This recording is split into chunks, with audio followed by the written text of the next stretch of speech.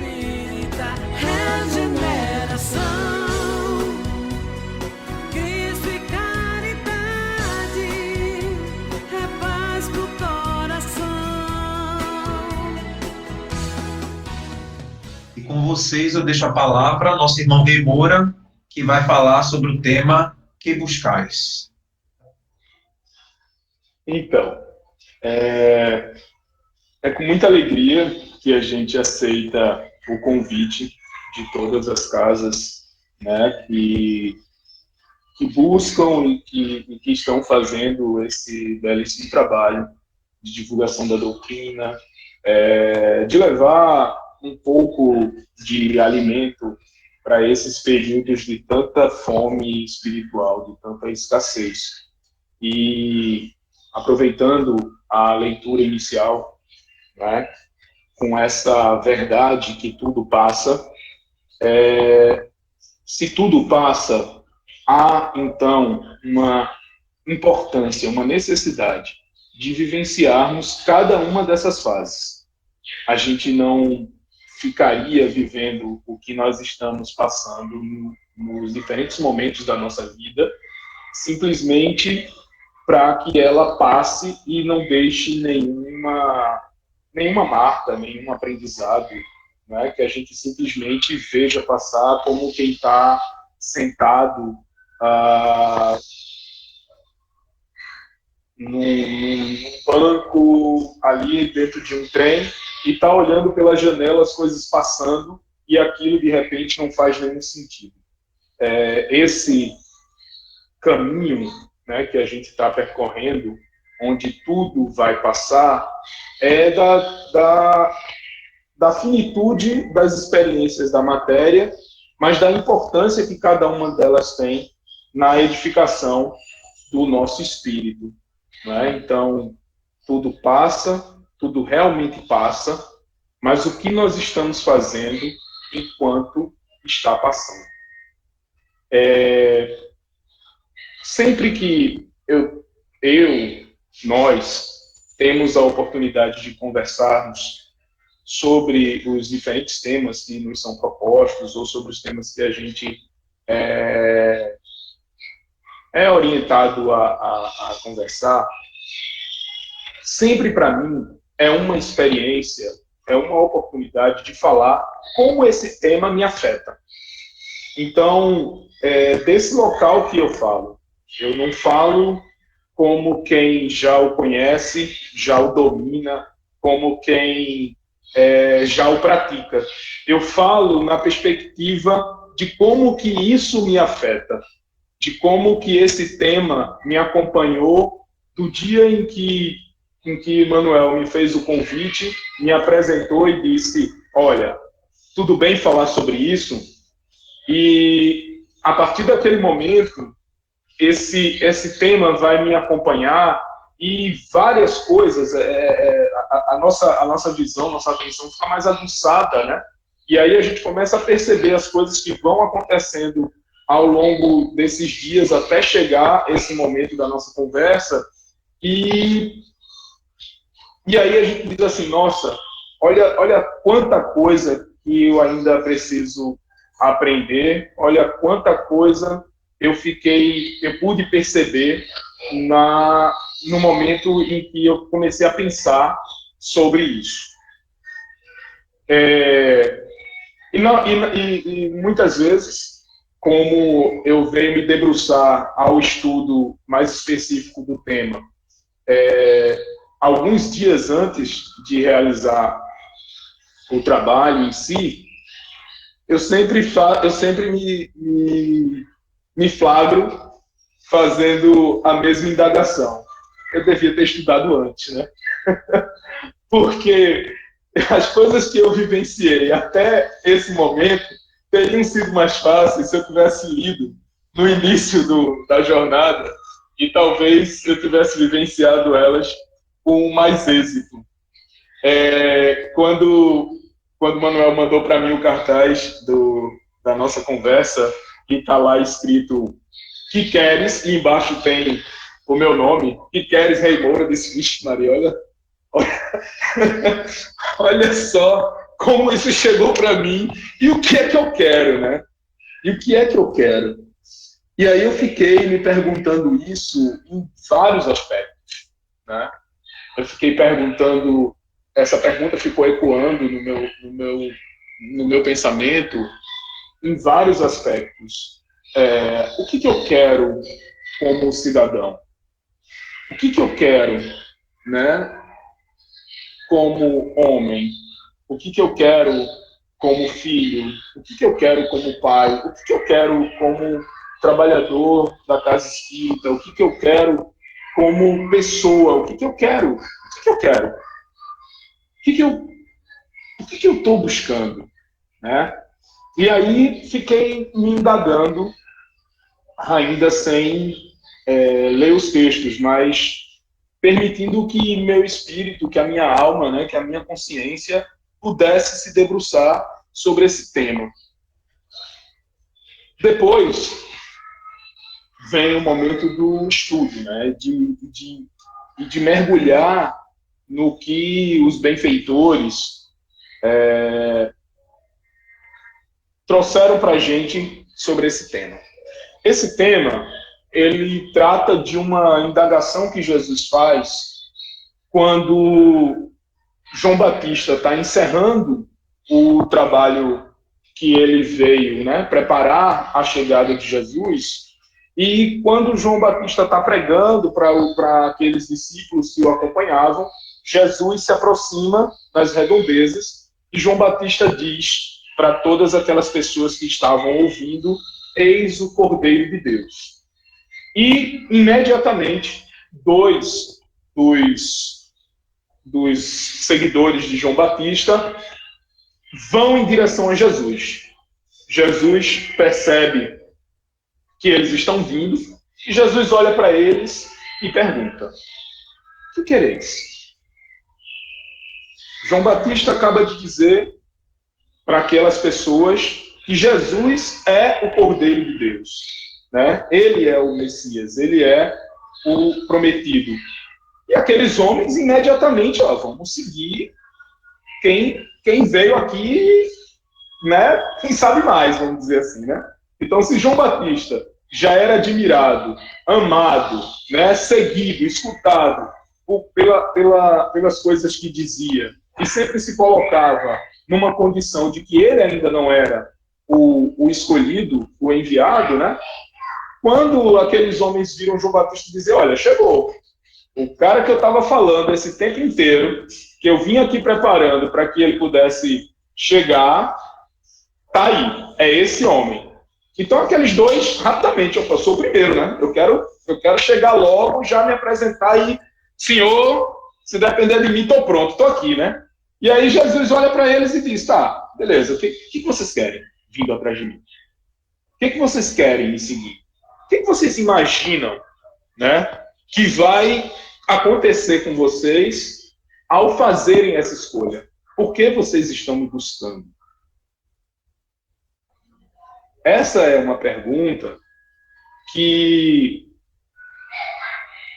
todos nós devemos fazer e trabalhar para encontrar essa resposta. Por que eu sou cristão? Mais do que por que eu sou cristão, mas o que eu busco através do cristianismo? O que eu busco através da doutrina espírita? O que eu busco através do budismo? As religiões, elas são caminhos, não é? A religiosidade, no sentido de aproximação com Deus, é o objetivo.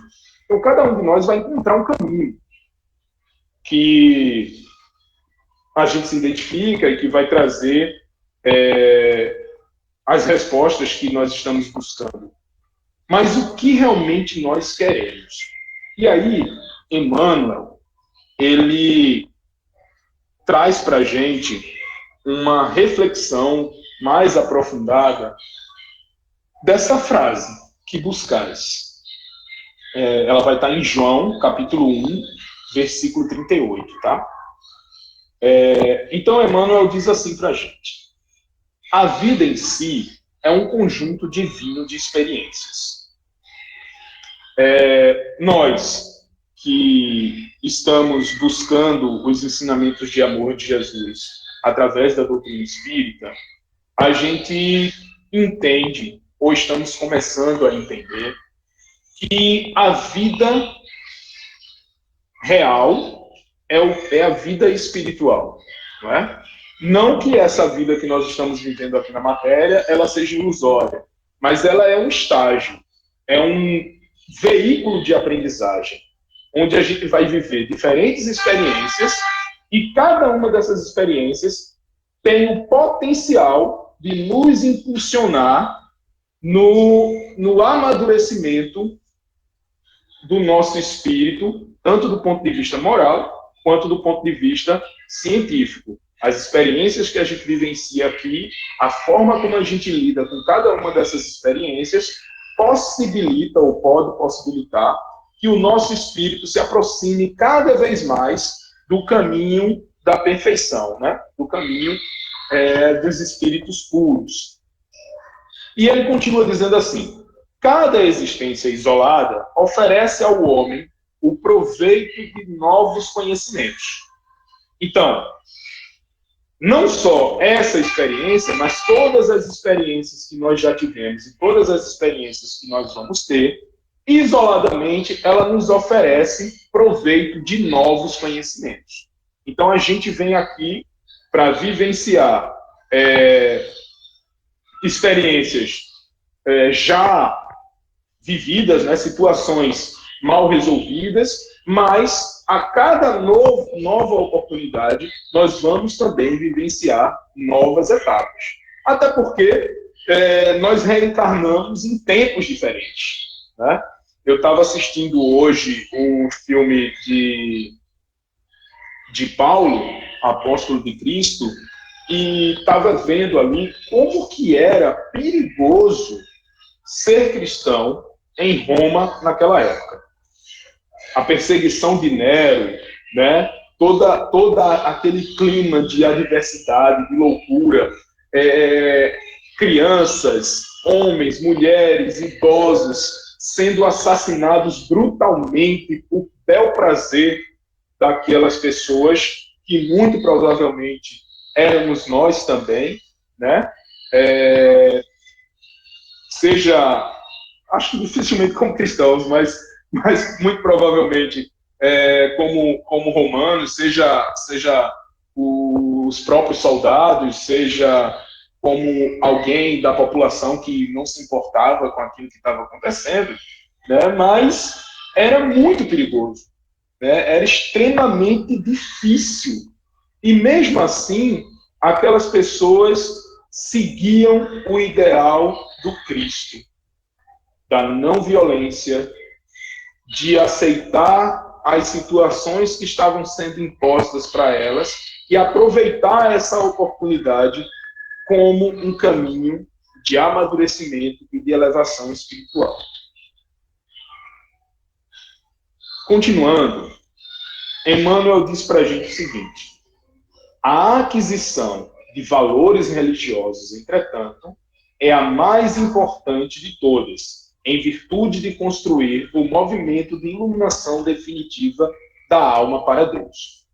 Então, Emmanuel está falando dessas experiências e diz para a gente que a aquisição de valores religiosos, ele não está falando de religiões, mas ele está falando de valores religiosos, valores que nos reconectam com Deus. Então, esses valores são a mais importante de todas as virtudes que nós devemos adquirir nessa jornada que a gente conhece aqui como vida.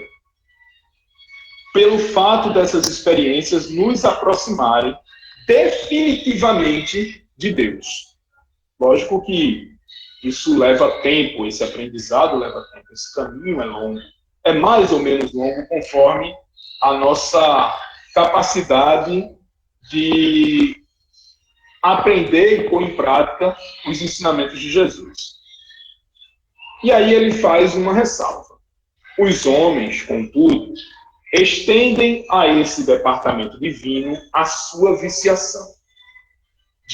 A sua viciação de sentimentos no jogo inferior dos interesses egoístas. Então, ao invés da gente estar, na maioria das vezes, aproveitando as oportunidades que nós estamos vivendo, seja na abundância, seja na escassez, para aprender, o que a gente está precisando aprender? O que essa situação que eu estou vivendo está tentando me ensinar? Não é? Então, quando a gente começa a observar as experiências que a gente vive como professores, e não como obras do inimigo, e não como um castigo de Deus, não é? Ou como um presente de Deus, a gente começa a observar essas experiências como a maneira pela qual a gente deve se comportar junto com Jesus, na escassez ou na abundância. Ao invés disso, muitas vezes a gente se joga aos prazeres e utiliza dessas situações, às vezes, como um argumento fútil para saciar as nossas vontades. Então, a gente vai ser um bom cristão, porque sendo um bom cristão, praticando a caridade, né, eu não vou sofrer nenhum tipo de mal. Será? E aí eu volto para a imagem lá dos cristãos primitivos, né, dos cristãos que estavam ali no início desse processo, 60 anos, mais ou menos, após a crucificação de Jesus. Essas pessoas estavam sendo jogadas aos leões. Essas pessoas estavam sendo crucificadas e queimadas vivas na rua, na frente de todas as pessoas. Essas pessoas estavam totalmente vulneráveis, sem nenhum amparo legal, sem nenhum amparo do Estado para lhes proteger. Muito pelo contrário, os próprios judeus, né, porque nem todos eram judeus, nesse momento, Paulo foi um dos responsáveis por levar a Boa Nova para os gentios, né, para as pessoas não judias, né, para as pessoas que não seguiam a religião judaica, né, para os não hebreus. Então, já tinha ali várias pessoas convertidas, já tinha ali várias pessoas que se convenceram de que aquele caminho era um caminho que levava à salvação, né, da forma como eles entendiam naquela época, e eles estavam sofrendo todo tipo de atrocidade. Os apóstolos, né, que caminharam junto com Jesus e que ficaram responsáveis por espalhar esse conhecimento pelos lugares, pelos mais diferentes lugares do mundo conhecido naquela época, também não tiveram fins muito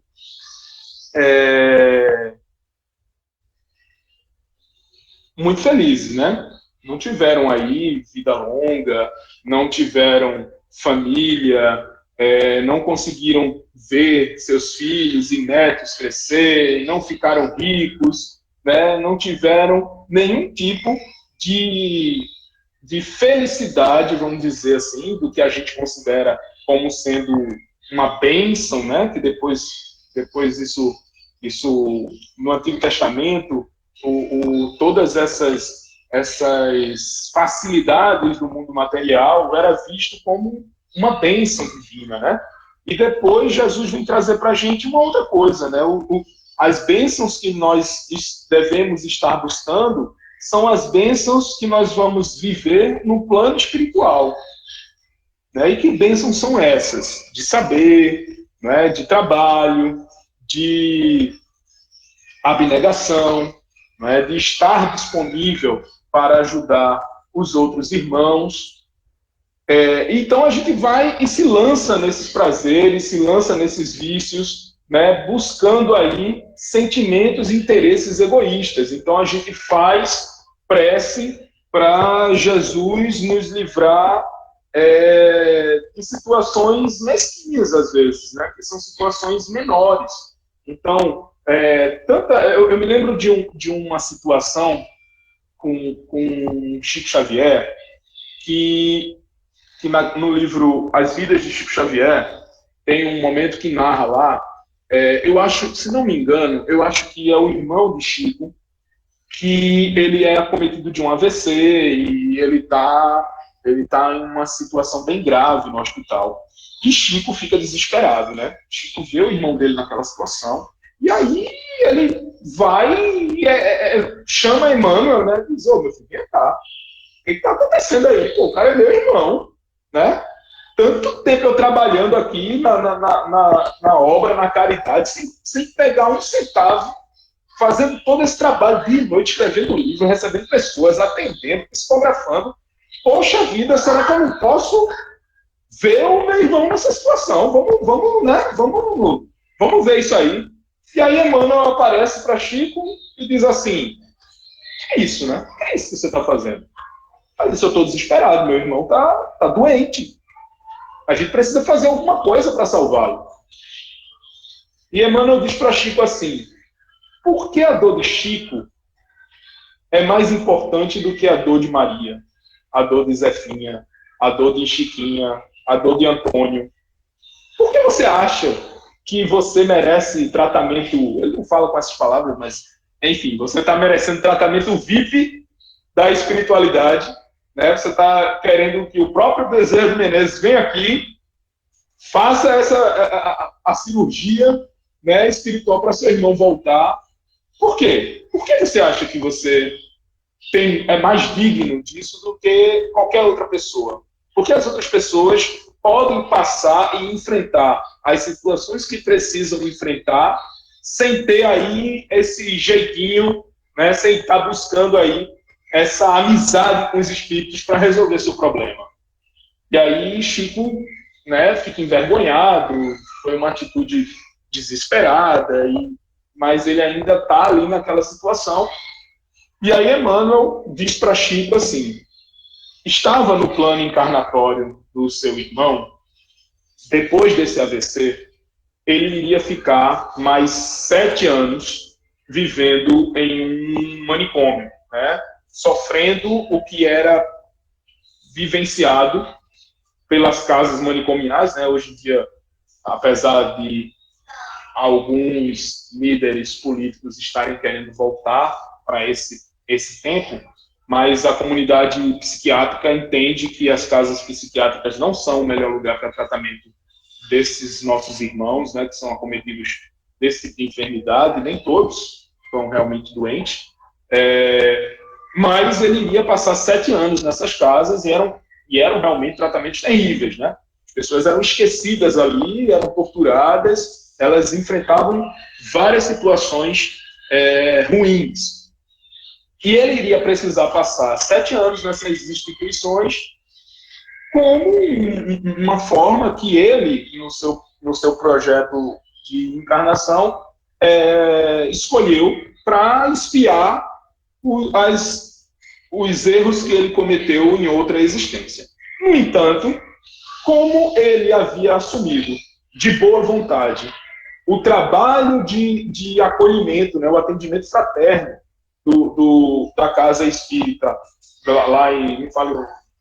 Me falta o nome agora da casa, mas enfim, como ele decidiu de boa vontade receber as pessoas que iam em busca de ter um contato com o Chico, como o Chico trabalhava, né, em outros trabalhos para poder sobreviver, e aí tinha um horário que ele trabalhava na casa, então as pessoas vinham de vários lugares, e aí ele, para receber essas pessoas, começa a ler o Evangelho, começa a conversar, a fazer um trabalho ali, né, de acolhimento mesmo dessas pessoas que chegavam desesperadas na maioria das vezes, né? Então, por mérito dele, a vida dele iria ser interrompida sem que ele precisasse passar por essa experiência.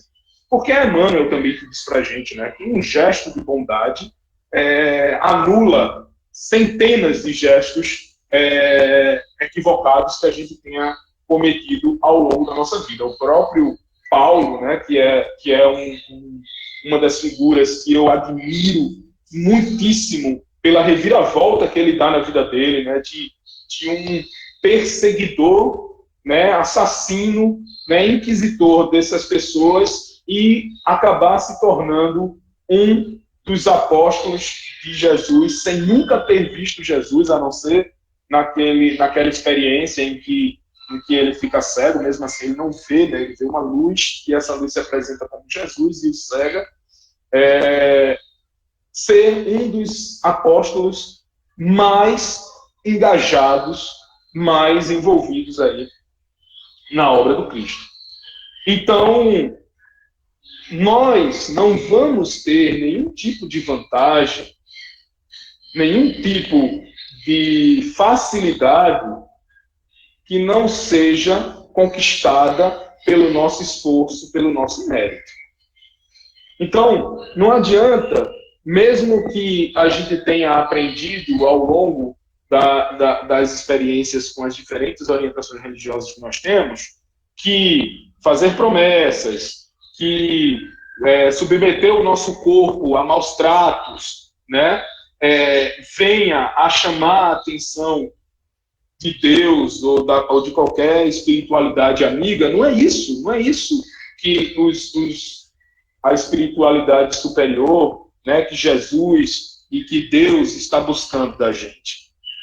Ele está querendo que a gente consiga responder essa pergunta. O que a gente está querendo quando a gente se coloca no mundo? O que a gente está querendo quando a gente se coloca aqui?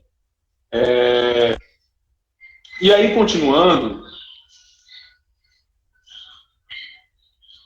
deixa eu ver aqui. Sim.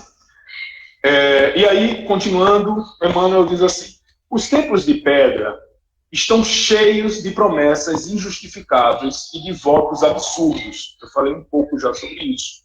Muitos devotos entendem encontrar na divina providência uma forma subornável e eivada de privilégios e preferências. Outros se socorrem do plano espiritual com o propósito de solucionar problemas mesquinhos. Às vezes eu vejo as pessoas dizerem assim: ai, Deus me abençoa demais. Deus gosta tanto de mim. Né? Ele me protege, me deu livramentos, me deu isso. E realmente Deus gosta, ele não está errado quando ele pensa isso. Deus realmente nos ama demais, mas não só ele. Não é? Não é porque o nosso irmão está enfermo, ou o nosso irmão está passando por uma dificuldade financeira, ou o nosso irmão está na abundância material, ou acabou de ser de resolver um problema grave de saúde, ou de família, ou de relacionamento, ou do que quer que seja, que Deus olha para ele com um olhar diferente daquele que está caído ou envolvido no que nós chamamos de pecado. Por exemplo, uma pessoa que usa drogas e que está enferma diante dessa situação, ela não é menos amada por Deus do que uma pessoa que nunca sequer tocou em uma gota de álcool. Sabe?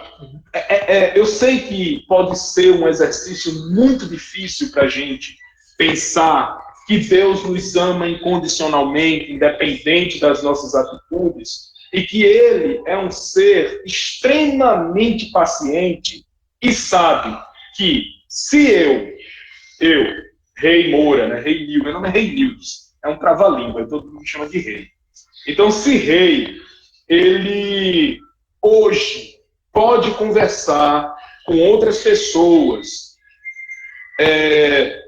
tentando estabelecer uma ponte de comunicação onde todos nós possamos, da mesma maneira, chegar mais próximo desse entendimento, porque o primeiro a buscar esse entendimento acaba sendo eu, né?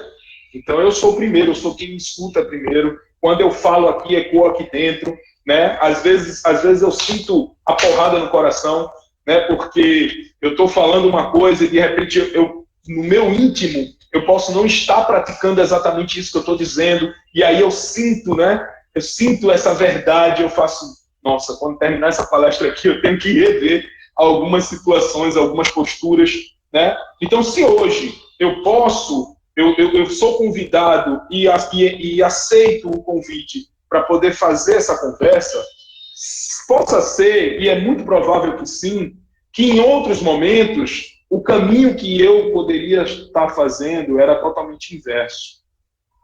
Era de conduzir as pessoas para o distanciamento de Jesus.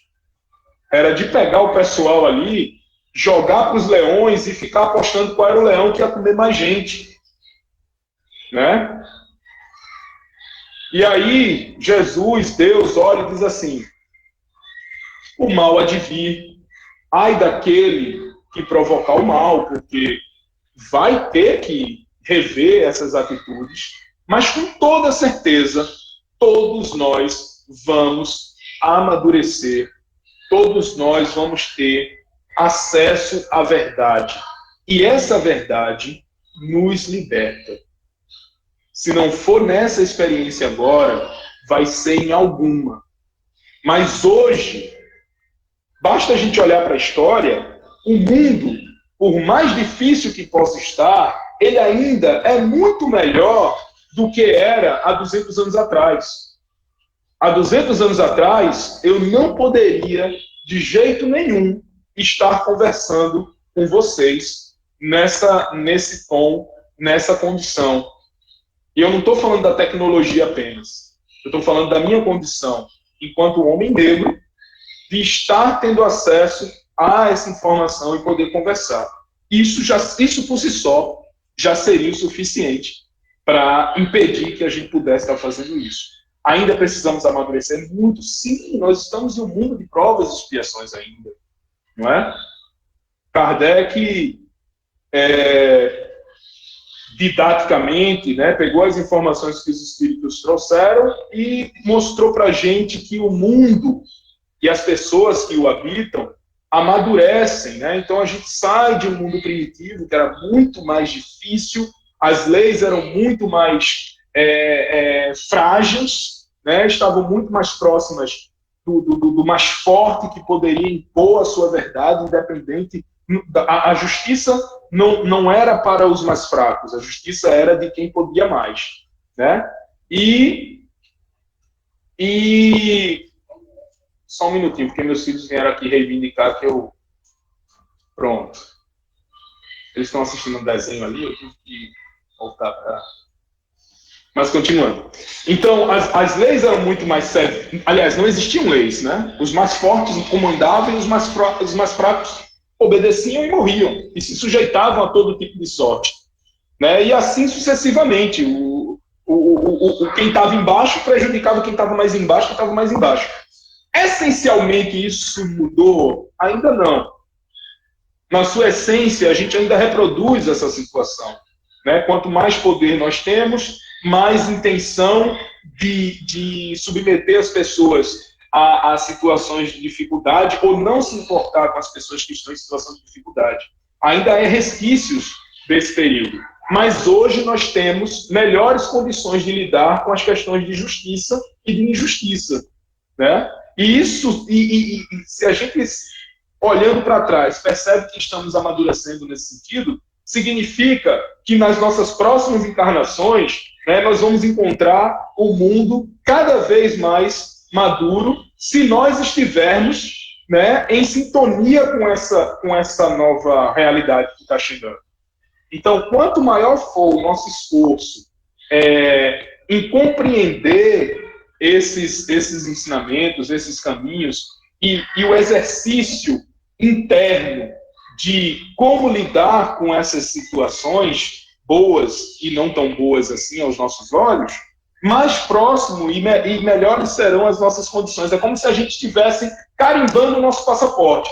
Então, nós já estivemos em um mundo primitivo, está lá carimbado o nosso passaporte no mundo primitivo. Estamos agora em um mundo de provas e expiações. Estamos aqui testando os conhecimentos que a gente acha que está desenvolvendo e, ao mesmo tempo, estamos aqui pela nossa escolha, vivenciando as experiências que, de alguma maneira, nós provocamos em outras pessoas, seja para ser testado, seja para espiar, né? Seja para diluir, né, as maldades que a gente já cometeu. E logo a gente vai estar vivenciando aí um mundo de regeneração, que é um mundo um pouco melhor do que esse que nós nos encontramos. Ainda está longe de um mundo perfeito, mas nós estamos caminhando para ele.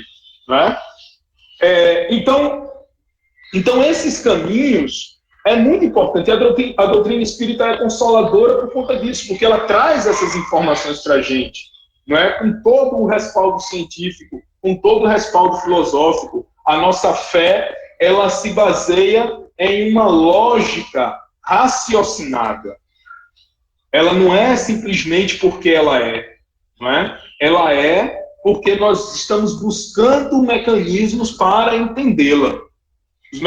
Como funciona a mediunidade, né? O que acontece no mundo dos espíritos, né? Por que nós estamos no mundo material. São informações que a gente vai, chegando ali no livro dos espíritos, a gente vai ter essas questões muito bem elaboradas, né? Muito bem formuladas e com comentários ali do próprio Allan Kardec e de outros espíritos, né? No livro, no Evangelho segundo o Espiritismo, a gente vai ter não só a passagem, não é, do Evangelho, mas os comentários dos benfeitores espirituais, trazendo para a gente diferentes olhares sobre aquele tema, mas a gente precisa estudar. Então, quando Jesus pergunta, o que queres? O que estás buscando? Estás buscando a facilidade? Estás buscando, né, o melzinho na chupeta? Ou tu estás buscando o trabalho, tu estás buscando o esforço, tu estás buscando o aprendizado?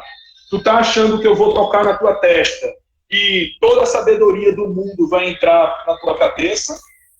Eu vou apenas te mostrar o caminho que tu tem que seguir. E esse caminho que tu vai seguir vai dar trabalho. Não vai ser fácil. Mesmo quando tu tiver tudo, mesmo quando tu for um rei, tu vai estar ainda nesse caminho. E as experiências que tu vai vivenciar ali, elas podem te aproximar desse espírito de luz chamado Deus, ou te afastar momentaneamente. Não é? Mas é um caminho que a gente tem que buscar. Continuando aqui a nossa leitura,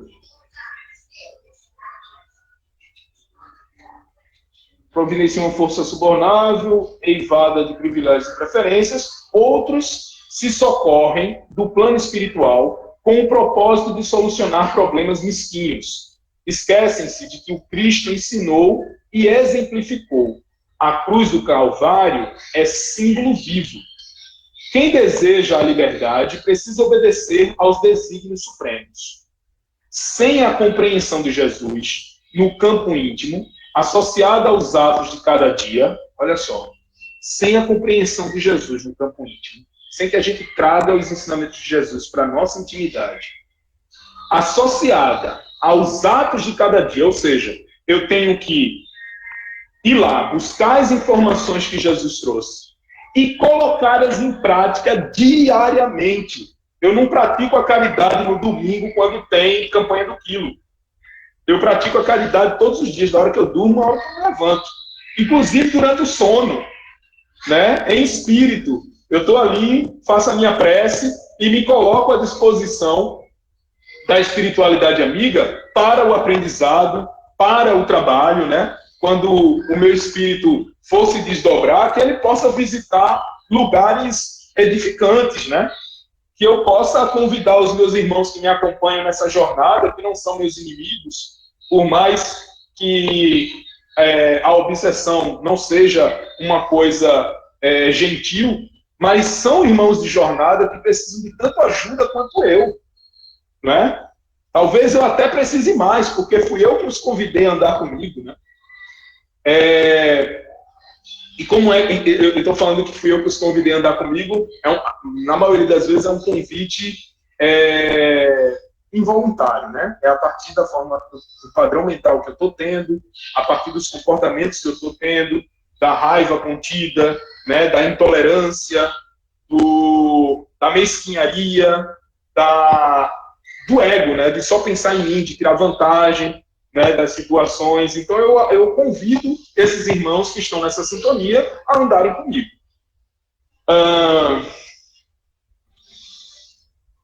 E aí, associada aos atos de cada dia, a alma será sempre a prisioneira de inferiores preocupações. Então, enquanto eu estiver limitado a esse ciclo, a esse círculo aqui que está em volta do meu umbigo, eu vou estar preso às questões menores, às preocupações do mundo inferior. Ninguém ouvide a verdade de que o Cristo se encontra no umbral de todos os templos religiosos do mundo, perguntando com interesse aos que entram: que buscais? Então, normalmente quando a gente busca a casa espírita, pelo menos foi assim comigo. Eu não fui na casa espírita porque eu acordei numa manhã de sol, feliz e radiante, e eu disse: opa, hoje eu vou no centro espírita.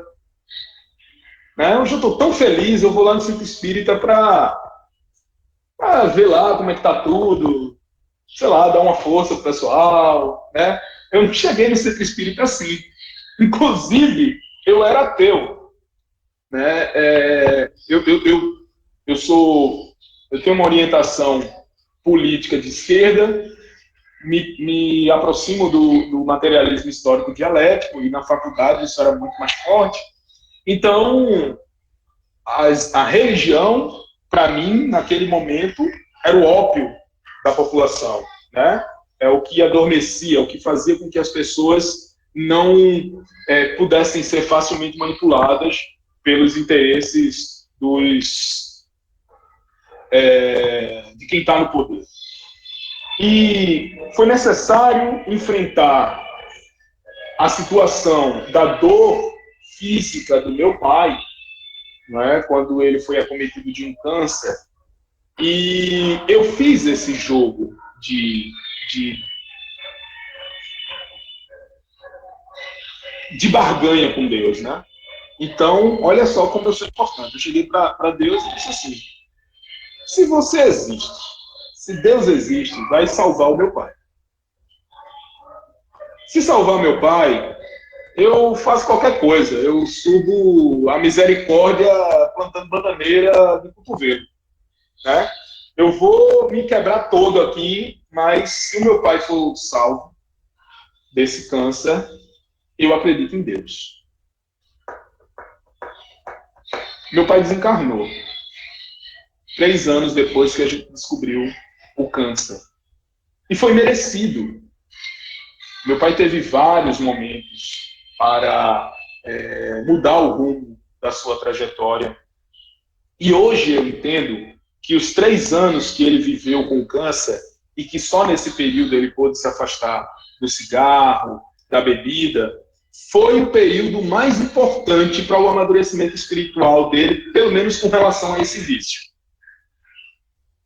Foi um momento na vida dele, desde os 12 anos de idade, quando ele começou a fumar, que ele ficou mais tempo sem o cigarro. Muito provavelmente isso vai ter aí alguma contribuição para a próxima encarnação dele. Talvez ele reencarne com melhores condições para enfrentar esse vício, pelo menos, né? Eu gosto de pensar assim.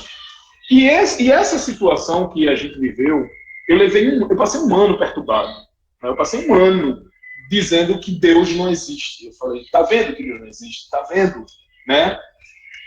E aí, diante de tanta perturbação, na noite de Natal, no dia 25 mesmo, eu, voltando da padaria, olhei para o centro e eu disse: eu vou entrar aí. Se meu pai estiver vivo na espiritualidade, se ele não morreu, acabou, eu vou entrar aí e alguém vai se manifestar, né? Porque na minha cabeça o centro espírita era isso. Quando eu entrasse, na hora o médium olhar para mim, já ia dizer: ô, meu filho, estava só esperando você chegar, né? Aqui é seu pai, tudo bem, tá vendo que eu estou vivo? E eu nunca recebi nenhuma informação concreta do meu pai.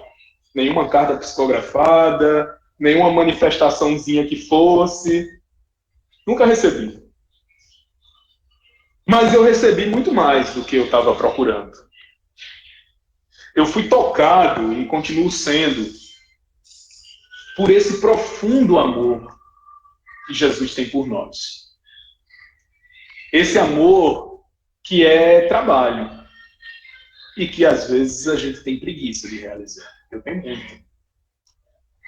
Mas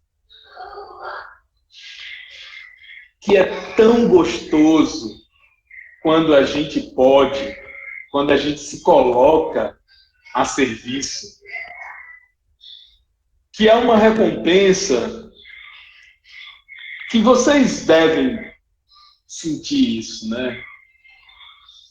Na leitura que a gente faz, no trabalho que começa a surgir para a gente quando a gente começa a ler o Evangelho e aí, de repente, começam a aparecer pessoas que sempre estiveram ali e aí a pessoa está aflita e você ainda nem sabe tanto e a gente talvez nunca saiba tanto, mas aí a gente olha para aquela pessoa e a gente vai e consegue dar uma palavra para aquela pessoa, né? E as pessoas começam a olhar para a gente, começam a dizer assim, você está diferente, não é? É tão bom estar perto de você, você transmite paz, você diz assim, meu Deus, será? Você já começa a achar que está andando em nuvens, né? Eu tenho essa sensação, quando eu saio do centro eu penso que eu estou andando em nuvens, assim, né? E aí a gente puxa para a realidade, né? A gente diz, opa, peraí, eu não sou anjo não. Mas esse caminho é tão forte, a palavra de Jesus é tão incrível, é uma energia tão grande, que esse instrumento enferrujado, mal feito, todo necessitado de reforma, ainda assim serve para realizar algum trabalho.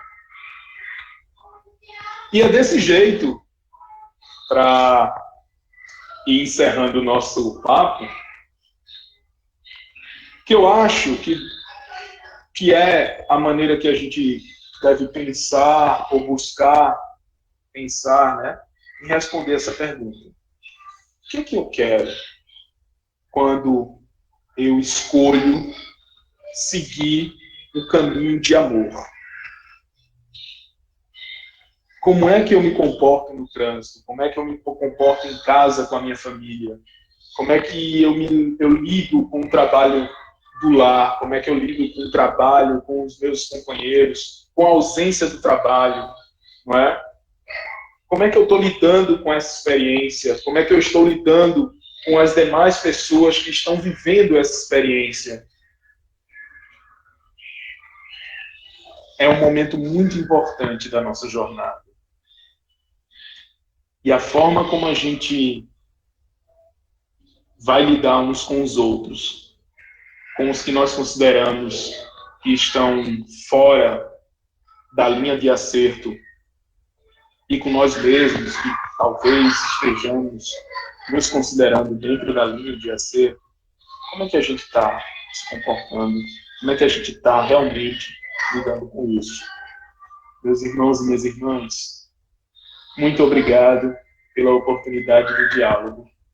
Na verdade, um monólogo, né? Mas eu vi que algumas pessoas interagiram aqui, escrevendo no chat, e eu espero estar juntos em outro momento e, com certeza, nos encontrar, né, todos muito mais felizes do que já estamos agora. Grupo Espírita Regeneração.